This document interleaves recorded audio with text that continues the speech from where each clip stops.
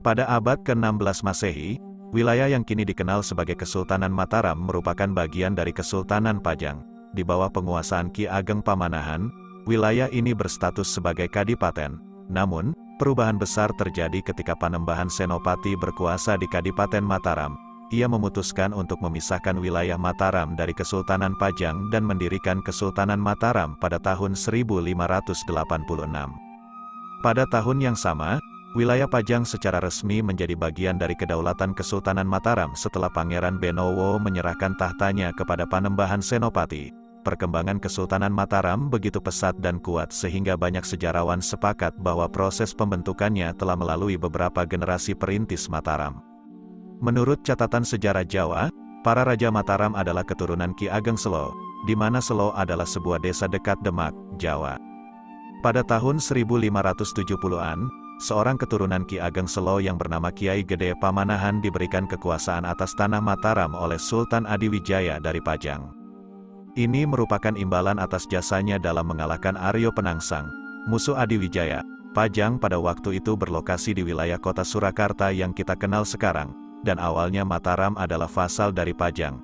Pamanahan sering disebut sebagai Kiai Gede Mataram, yang merupakan gelar untuk seorang ulama muslim berpendidikan tinggi yang sangat dihormati di masyarakat. Namun, di Pajang, terjadi perselisihan besar-besaran setelah Sultan Adiwijaya wafat pada tahun 1582. Pangeran Benowo, pewaris Adiwijaya, digulingkan dari tahta oleh Aryo Pangiri dari Demak dan diasingkan ke Jipang. Putra Pamanahan, Sutawijaya atau Panembahan Senopati, menggantikan ayahnya sekitar tahun 1584 dan memulai proses pemisahan Mataram dari kekuasaan Pajang. Di bawah pimpinan Sutawijaya, Mataram berkembang pesat melalui kampanye militer melawan penguasaan Mataram atas Pajang oleh Aryo Pangiri. Pangeran Beno mencari dukungan untuk merebut kembali tahtanya dan meminta bantuan Panembahan Senopati melawan Pajang. Perang pecah antara Pajang dan Mataram, dan berakhir dengan kekalahan Aryo Pangiri. Pangeran Benowo kemudian menduduki tahta Pajang, namun tak ada putra mahkota yang menggantikannya, sehingga tahta Pajang akhirnya diserahkan kepada Panembahan Senopati. Adik Panembahan Senopati, Pangeran Gagak Baning, menjadi bupati di Pajang. Peristiwa pada tahun 1586 menandai berakhirnya Kesultanan Pajang dan berdirinya Kesultanan Mataram sebagai entitas yang kuat di wilayah tersebut. Dalam sejarah panjangnya, Kesultanan Mataram akan menjadi salah satu kerajaan paling berpengaruh di Pulau Jawa.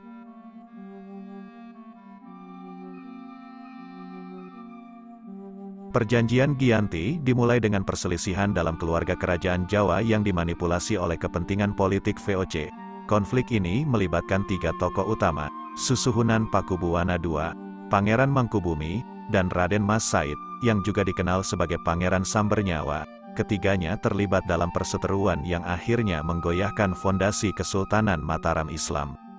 Pakubuwana II, pendiri Kesunanan Surakarta, dan Pangeran Mangkubumi adalah saudara. Keduanya adalah putra dari Amangkurat keempat, tahun 1719 sampai tahun 1726. Sementara itu, Raden Mas Said adalah cucu dari Amangkurat keempat, menjadikannya keponakan dari Pakubuwana II dan Pangeran Mangkubumi. Raden Said menuntut hak warisnya atas tahta Mataram yang saat itu dikuasai oleh pamannya, Pakubuwana II. Alasannya adalah bahwa ayah Raden Mas Said, Pangeran Arya Mangkunegara, merupakan putra tertua Amangkurat keempat. Seharusnya, Arya Mangkunegara menjadi Raja Mataram yang menggantikan Amangkurat keempat. Namun, karena Arya Mangkunegara sering menentang kebijakan VOC, ia diasingkan ke Sri Lanka hingga wafat. Akibatnya, VOC mengangkat putra lain dari Amangkurat keempat, Pangeran Prabu Suyasa, sebagai penguasa Mataram yang bergelar Pakubuwana II. Ketika Pakubuwana II naik tahta sebagai penguasa Mataram Islam, ia memutuskan untuk memindahkan ibu kota kerajaan dari Kartasura ke Surakarta pada tanggal 17 Februari tahun 1745. Perpindahan ini terjadi setelah Keraton Kartasura rusak akibat pemberontakan yang dipimpin oleh Mas Garendi atau Sunan Kuning pada 1742.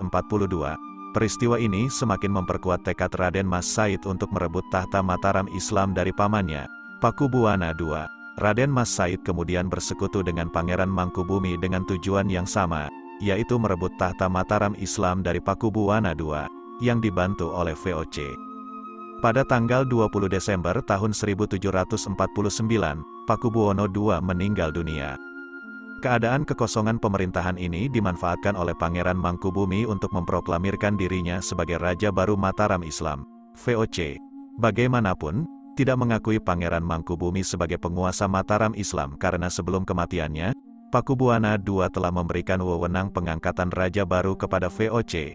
Akibatnya, VOC mengangkat Raden Mas Surjadi, putra Pakubuwana II, sebagai Raja Mataram Islam yang bergelar Pakubuwana III. Namun, ketegangan semakin meningkat ketika Raden Mas Said dan Pangeran Mangkubumi kembali melancarkan serangan terhadap VOC dan Pakubuwana III. Untuk mengatasi konflik ini, VOC mulai bermain adu domba antara kedua tokoh utama. Mereka mengirim utusan khusus untuk memperkuat perseteruan antara Raden Mas Said dan Pangeran Mangkubumi. Upaya adu domba ini berhasil, dan pada tahun 1752, terjadi perselisihan antara Pangeran Mangkubumi dan Raden Mas Said. VOC kemudian memanfaatkan situasi ini untuk bernegosiasi dengan Pangeran Mangkubumi. Mereka menawarkan setengah wilayah kekuasaan Mataram yang saat itu dikuasai oleh Pakubuwana III. Pada tanggal 22–23 September tahun 1754, VOC mengadakan perundingan dengan mengundang Pakubuwana III dan Pangeran Mangkubumi untuk membahas pembagian wilayah kekuasaan Mataram, gelar yang akan digunakan, dan kerjasama antara VOC dan kedua kesultanan. Hasil dari perundingan ini adalah Perjanjian Giyanti yang ditandatangani pada tanggal 13 Februari tahun 1755. Perjanjian ini membagi kerajaan Mataram Islam menjadi dua entitas, Kasunanan Surakarta dan Kasultanan Ngayogyakarta. Dengan ditandatanganinya Perjanjian Giyanti, Pangeran Mangkubumi mendapatkan setengah wilayah Mataram Islam yang kemudian membentuk kerajaan baru yang dikenal sebagai Kasultanan Ngayogyakarta Hadiningrat. Pangeran Mangkubumi memproklamirkan dirinya sebagai raja dengan gelar Sri Sultan Hamengkubuwono I. Dengan demikian, sejarah Kesultanan Mataram Islam berakhir, baik secara de facto maupun de jure.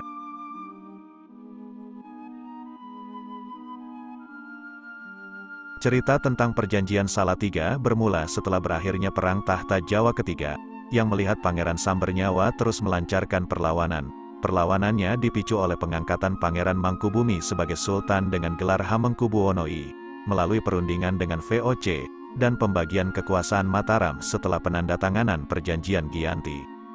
Pangeran Sambernyawa merasa dikhianati oleh Pangeran Mangkubumi, terus berjuang menentang VOC, Pangeran Mangkubumi, dan Pakubuwana III. Ia bersikeras mempertahankan posisinya dan tidak ingin tunduk pada salah satu dari ketiganya. Namun, VOC menghadapi kesulitan finansial dan ingin mengamankan posisinya di Jawa akibat perang yang tak kunjung usai. Mereka mencoba menekan Sambernyawa untuk menyerah kepada salah satu dari saudara-saudaranya, yaitu Pakubuwana III atau Mangkubumi. Namun, Sambernyawa tidak mengindahkan ancaman tersebut, bahkan lebih menekan ketiganya untuk membagi kembali kekuasaan Mataram menjadi tiga pihak. Peperangan terus berlanjut, tanpa ada pemenang yang jelas di antara empat kekuatan di Jawa. Gabungan tiga kekuatan belum mampu meredam perlawanan Sambernyawa, dan sebaliknya, Sambernyawa juga belum mampu mengalahkan ketiganya. VOC akhirnya merasa perlu mengakhiri pertempuran yang merugikan mereka secara finansial dan mengancam stabilitas di Jawa. Mereka memutuskan untuk menawarkan perdamaian kepada Sambernyawa. Perjanjian Salatiga, yang ditandatangani pada tanggal 17 Maret tahun 1757 di Salatiga, merupakan solusi untuk mengakhiri konflik yang berkepanjangan. Meskipun dengan berat hati, Pakubuwana III dan Hamengkubuwono I melepaskan sebagian wilayah mereka kepada Pangeran Sambernyawa dalam perjanjian tersebut.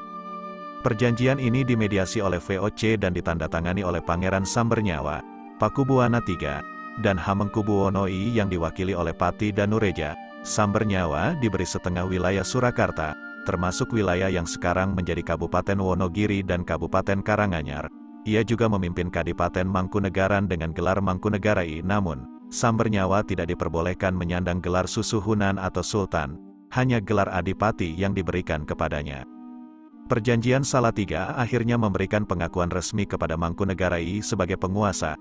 Pada tahun 1790, Pakubuwana IV naik tahta dan mulai mengambil langkah-langkah agresif dalam politik dengan memberi gelar Pangeran Mangkubumi kepada saudaranya, Pangeran Arya Mataram. Namun, Keputusan ini memicu protes dari Hamengkubuwono I, yang menganggap gelar Mangkubumi adalah miliknya sampai wafat. VOC berupaya menengahi konflik ini tetapi tanpa hasil yang signifikan. Mereka mulai khawatir dengan situasi militer dan kekuatan ketiga kerajaan di Jawa. Mangkunegara I juga menuntut pemenuhan janji yang dibuat oleh VOC sebelumnya. Dalam menghadapi tuntutan Mangkunegara I, VOC menemukan bahwa ia memiliki 1.400 pasukan bersenjata yang siap bertempur. Dalam waktu singkat, pasukannya dapat dilipat gandakan menjadi 4.000 pasukan bersenjata. Pertempuran kecil pun meletus, dan wilayah Gunung Kidul menjadi medan pertempuran. Dalam proses mobilisasi ini, Raden Mas Sulama, calon Mangkunegara II, juga terlibat dalam pertempuran. Pada tanggal 7 Oktober tahun 1790, VOC mengintimidasi Hamengkubuwono I untuk memberikan 4.000 cacah, tetapi ia menolak. Akhirnya, tuntutan ini diganti dengan upeti sebesar 4.000 riel. Wilayah ini mencakup Banjarsari, Karanganyar, Wonogiri, Ngawen, dan Semin.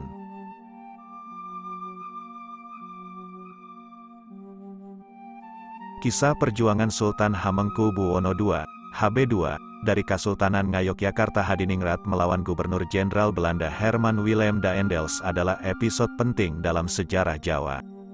Daendels, yang berkuasa pada saat pengaruh Perancis di bawah Raja Lodewijk Napoleon dari Perancis, mengirim pasukan Belanda untuk menyerang Keraton Jogja pada Desember tahun 1810. Tujuannya adalah untuk mengakhiri pemberontakan Raden Ronggo, yang akhirnya mengakibatkan penurunan paksa HB2 dari tahta.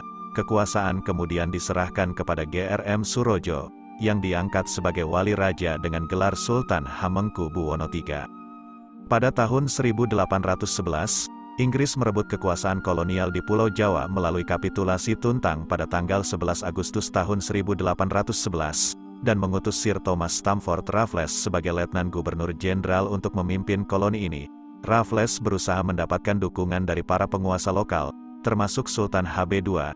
Ia mengirim Kapten Robinson ke Jogja untuk mengembalikan HB2 ke tahtanya dan menurunkan HB3 menjadi putra mahkota dengan gelar Kanjeng Pangeran Adipati Anom pada tanggal 10 Desember tahun 1811. Terdapat dua versi yang berbeda mengenai peran Pangeran Notokusumo dalam Kesultanan Yogyakarta. Berikut penjelasan dari kedua versi tersebut. Versi pertama, pada versi ini, BPH Notokusumo bertemu dengan HB2 untuk menyampaikan proposal dari pemerintah kolonial Inggris. Mereka mengusulkan agar tahta diserahkan kepada Adipati Anom, sementara Inggris akan memberikan amnesti kepada Sultan sebagai kompensasi. Sultan juga meminta agar sikapnya tidak dipublikasikan. Ia menyambut baik kedatangan Raffles di Jogja dan mengadakan jamuan negara. Namun, konflik tidak dapat terhenti, dan Adipati Anom bekerja sama dengan Kapten Tan Jin Sing untuk mendekati Inggris. Mereka mengusulkan agar Adipati Anom diangkat kembali menjadi Sultan dan Pangeran Notokusumo menjadi Pangeran Merdeka. Raffles kemudian diusulkan untuk datang ke Jogja dengan pasukan untuk berperang. Versi kedua, setelah Inggris merebut kekuasaan dari Belanda Perancis, HB2 kembali mengambil alih tahta dari putranya. Sultan mengusulkan beberapa tuntutan kepada pemerintah Inggris, termasuk pembayaran kembali uang ganti rugi daerah pesisiran yang diambil Belanda, penyerahan makam-makam leluhur, dan pembebasan Pangeran Natakusuma dan putra Natadiningrat. Raffles memenuhi tuntutan Sultan, tetapi meminta HB2 untuk membubarkan angkatan bersenjata Kesultanan. Sultan menolak permintaan ini dan justru memperkuat pertahanan di istana serta meningkatkan jumlah milisi bersenjata. Natakusuma dan Kapten Tan Jiem Sing memberitahu Inggris tentang rencana Sultan. Akibat campur tangan Inggris yang terlalu jauh dalam urusan istana, HB2 segera mengadakan perundingan dengan Sunan Pakubuwono IV untuk melepaskan diri dari Inggris. Sultan HB2 secara terang-terangan menentang Inggris dan menolak ultimatum mereka. Pasukan Inggris di bawah pimpinan Admiral Gillespie mengepung Keraton Jogja, dibantu oleh Legiun Mangkunegaran di bawah komando Pangeran Prangwadana. Sultan enggan memenuhi ultimatum tersebut, dan akhirnya, setelah pengepungan yang sengit, istana dapat ditaklukkan pada tanggal 20 Juni tahun 1812. Sultan HB2 diberhentikan, dan HB3 kembali dinobatkan sebagai Sultan Jogja. Akibat pertempuran tersebut, Kesultanan Yogyakarta Hadiningrat harus menerima konsekuensi. Salah satunya adalah penyerahan sebagian daerah kekuasaan kepada Pangeran Notokusumo, saudara tiri HB2 yang mendukung Inggris. Ia diangkat menjadi Pangeran Adipati Paku Alam I pada tanggal 29 Juni tahun 1813.